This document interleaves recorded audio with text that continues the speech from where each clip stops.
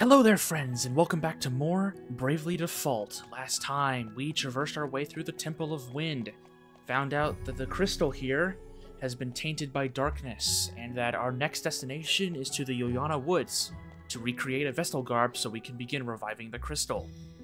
This time, we're going to be doing just that. We're going to be making our way towards the Yulyana Woods, but first things first, let's go ahead and pay a visit to Ansheim. One thing I want to note real quick before we go any further, Ansheim at nighttime is one of my favorite places in the whole game. Just, there's no music, it's super quiet, you can come up here and see the artwork behind the clockwork, and it's all you hear is just the ticking of the huge clock. Honestly, it's very relaxing. There are many times where I'll just put the game down and just let this play in the background. It's very relaxing to me. Anyway, first thing up on the list is checking up on Nerende. So we've made decent progress on Nerende so far. I think I'm going to keep with the pattern of unlocking some special moves, so let's go down to the bottom right here. We'll get Moonbeam, Grand Strike, and Moon Shadow. Moon Shadow is what I've been looking for. I want Moon Shadow. So let's go ahead and get it accessed. Again, 30 villagers should be enough. I think next what I'm going to do is I'm going to upgrade the accessory shop.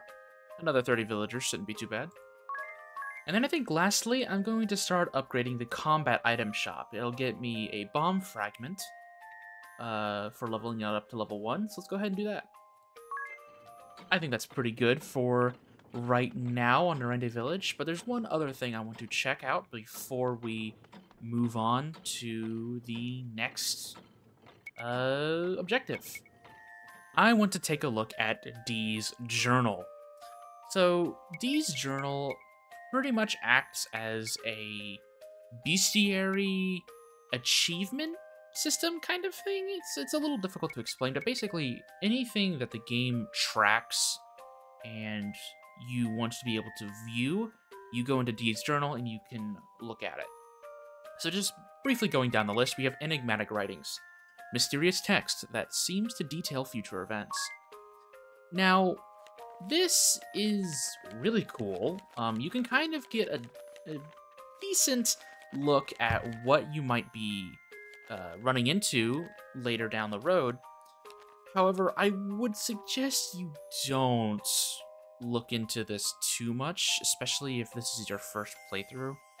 A lot of story beats, especially major ones, are very easy to discern and can be quickly spoiled for you if you just decide to sit down and read all of this. I won't stop you, but that's just a personal suggestion of mine.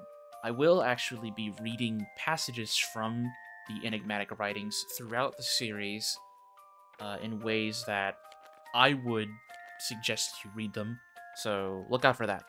Next up on the Notes tab, information you have obtained during your travels.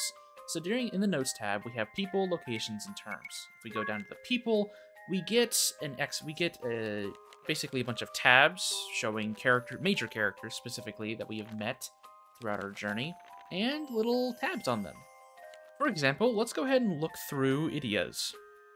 A beautiful girl who served under the Black Mage when Kaldisla was set alight. Unable to forgive the duchy's brutality, she switched allegiance to the Vestal. An 18-year-old girl hailing from Eternia. On first impression, she appears to be a spoiled princess type. However, while strong-willed and opinionated, she is also kind and filled with a sense of justice. She never shies away from a conflict. Her likes are really sweet things, her dislikes are cooking, hassle, and insects.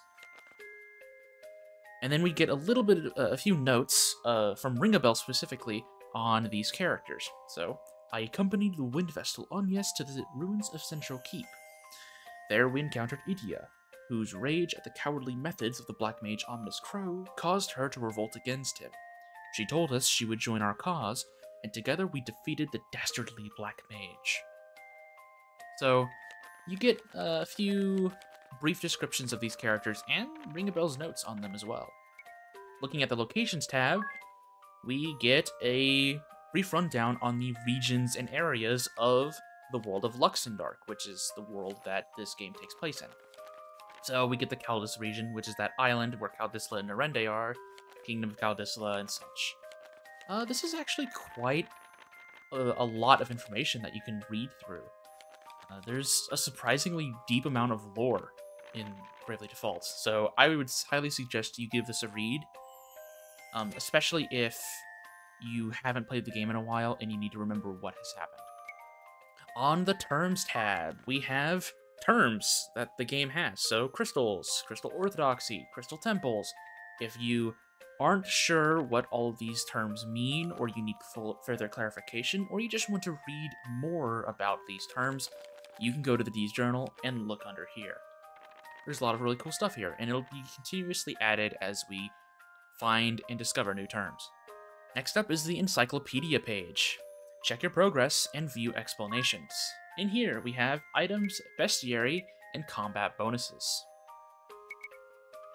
In the Items tab, we have consumables, weapons, shields, head armor, torso armor, and accessories. I won't go over all of these tabs, but just for example, let's go to weapons and then swords.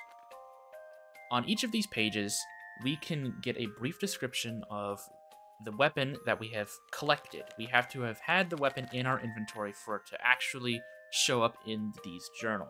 We get a description of the broadsword. As we can see in the bottom screen, we get its stats, we get its immunities and or resistances, which won't really matter all too much for wet swords in general. And then we also get a nice little image of them. And there's one for every single weapon in the game, every single shield, every single piece of armor, and every single accessory. It's really cool. There aren't images for accessories, but I mean, that's okay. Next up on the Bestiary tab, we have, a bestiary. We can look through the Humanoids tab and see goblins, orcs, any enemy that we have encountered. However, despite it only giving us a description, it still gives us a neat little image and a hint on what exactly they can do. So, like, for example, if we look at the Panther, this unusually long-whiskered creature is hard to hit with physical attacks because it raises its evasion with footwork on top of its already swift movement. If you weren't using magic like I was in the Latano Villa, the Panther might have actually been very difficult to deal with. But there are a lot of enemies in this game, of every type. One last thing in the bestiary, though, is that you can look at information about bosses. Again, loose descriptions, maybe a little bit of lore, but it's something, if you just want to look and see what the characters have talked about when it comes to the bosses, you can come down here and look. Also, one last thing I want to point out in the bestiary is I really like the artwork of the dragon here. I don't know, I just want to point that out. I think that's really cool. Next up is the Combat Bonuses tab, where we can see the conditions and bonuses each of these bonuses will give us whenever we get them. We can also see how many times we've actually achieved these bonuses. So, 1 turn victor, 19 times. 1 turn ace, 3 times.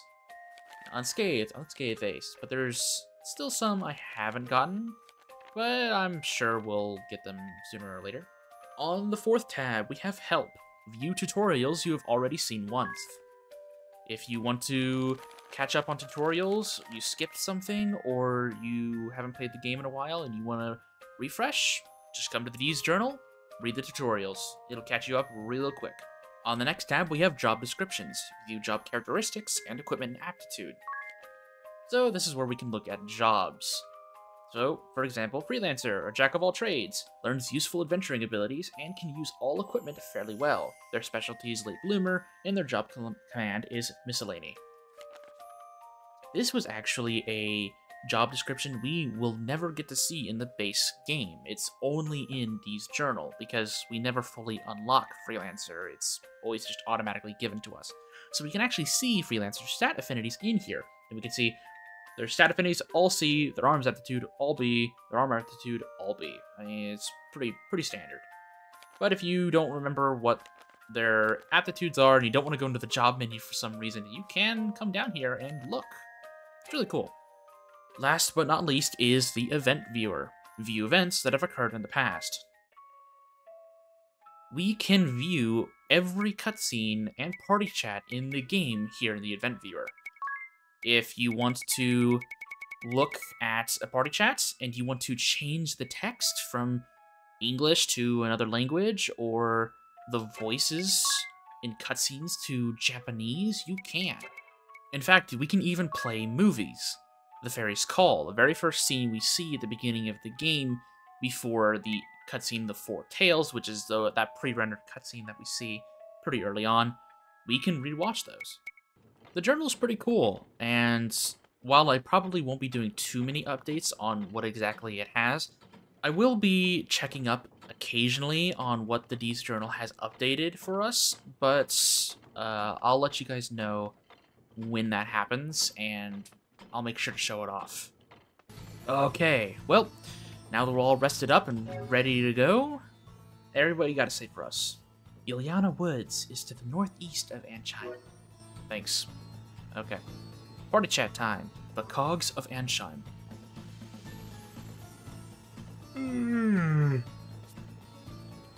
Just woke up and already that tired, Tiz. It's the city. You notice how there's always gears turning someplace close? Sure, the sound is deafening at times. Little wonder this place is known for its grand clock. The noise is bad, but the vibration is worse. I can't get to sleep with that hum. I'm surprised you're so high-strung. Surprised? I'm jealous of your ability to pass out anytime, anywhere, Idia. Do you need a bit more rest, Tiz?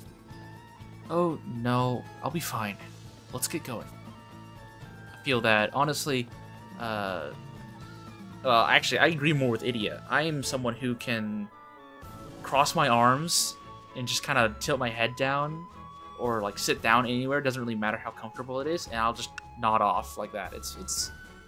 I don't want to really call it a superpower of mine, but it's pretty nice to have. Okay, off we go. Let's rise up, and as we can see in the bottom corner, we have to fly over this purple woods, and we are here in the Yulyana Woods. Thankfully, the water hasn't rotted here, so we can disembark and head towards the hut here.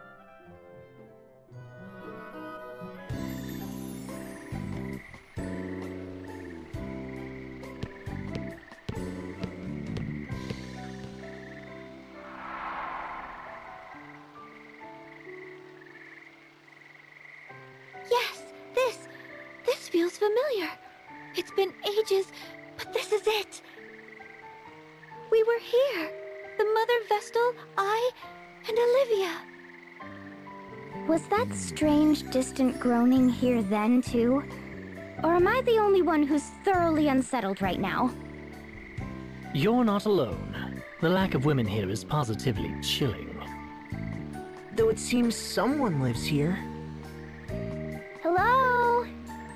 Is anyone there?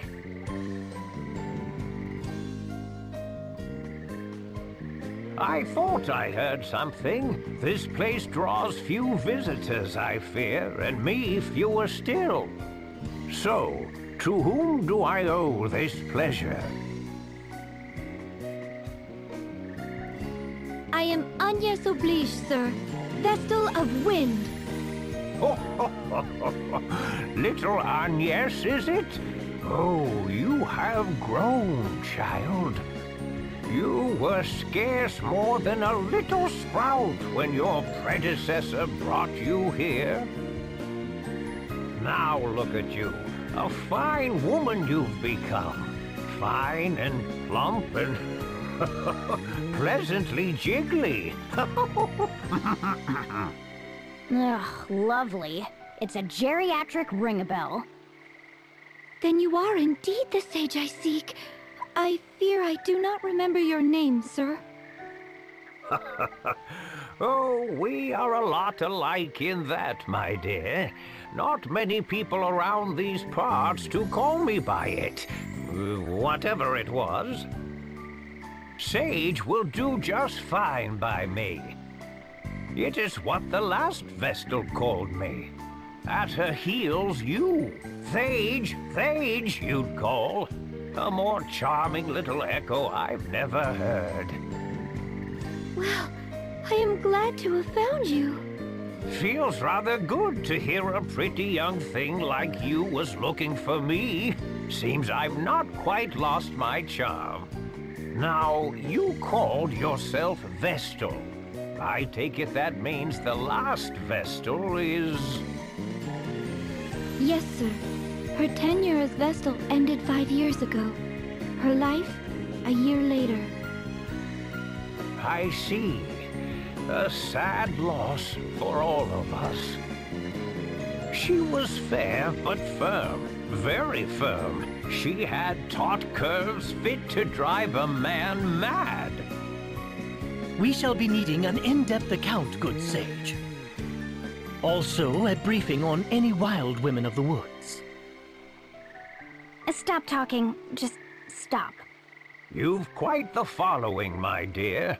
I had thought the Vestals forswore all contact with the outside world.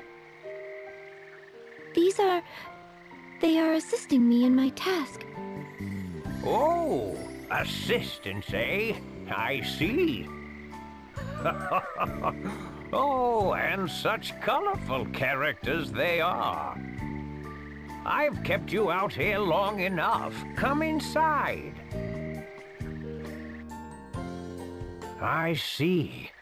Well, that's quite the story. You've been brave to come this far, Agnes. I'd not have managed on my own. I owe Tiz a great debt. Well, perhaps it is we've come to the harrowing. The harrowing? The swelling dark is a harbinger, lad, as is the fall of the temples, the dulling crystals, the great chasm. It is the Vestal's calling to see that darkness purged. I must awaken the 4 crystals. Awaken them? Absolutely astonishing! Huh? What? I took the liberty of stealing a peek at the ladies' fashions you've assembled in the next room, good sir. Each is a beauty fit to outshine the next. Their allure had me spellbound. Spellbound, I tell you.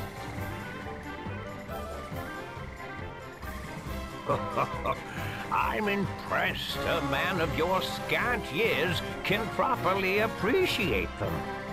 I would gladly talk the night away with a man of your genius. They're a matched pair.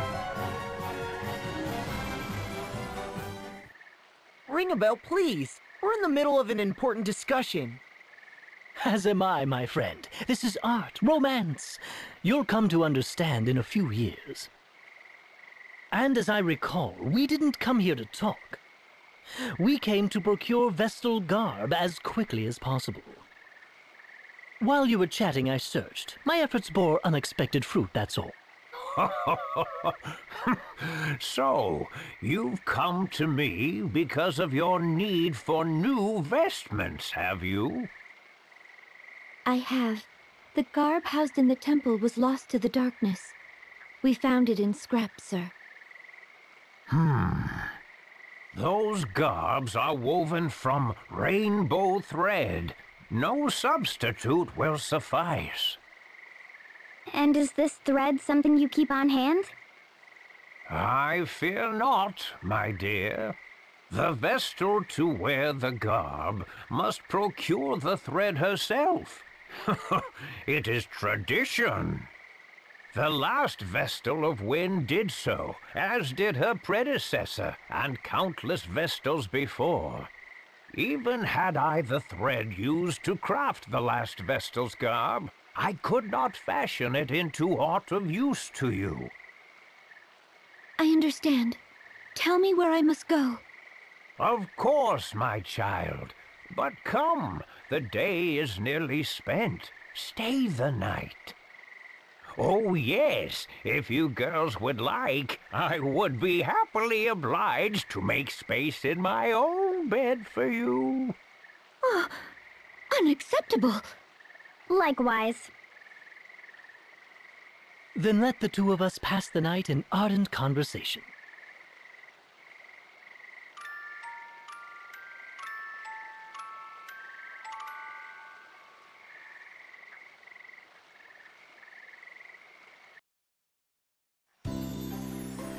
Good morning. Slept well, I trust? Dear, was it? How about making a nip of breakfast now for an old man, eh? What? Why should I cook for you? Because a young beauty's home-cooked meal is far more appetizing than anything I might make myself, of course. Given her upbringing, I've grave doubts the Vestal could boil water, let alone cook. That leaves you. Food can wait, Sage. Now the location of the rainbow thread, if you please. And yes, jealous are you? Oh, that's adorable. The location of the rainbow thread, if you please. You're no fun at all. Very well, then. I prepared a light meal while you were sleeping. Eat before you go. You'll find the rainbow thread very deep in a cave that is far west of here. I shall mark it upon your map.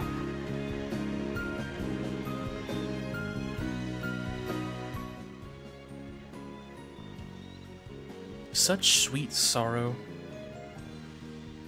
How about a nip of breakfast for an old man?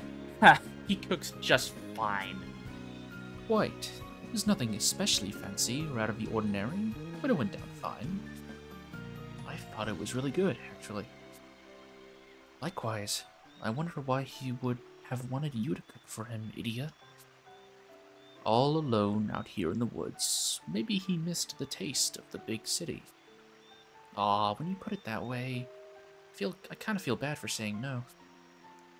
What sort of food do you like to cook, anyways, idiot? I haven't cooked enough to have a specialty or anything. But if I had to pick something, I make a mean jam and butter omelet. Huh? I'm not gonna think on that.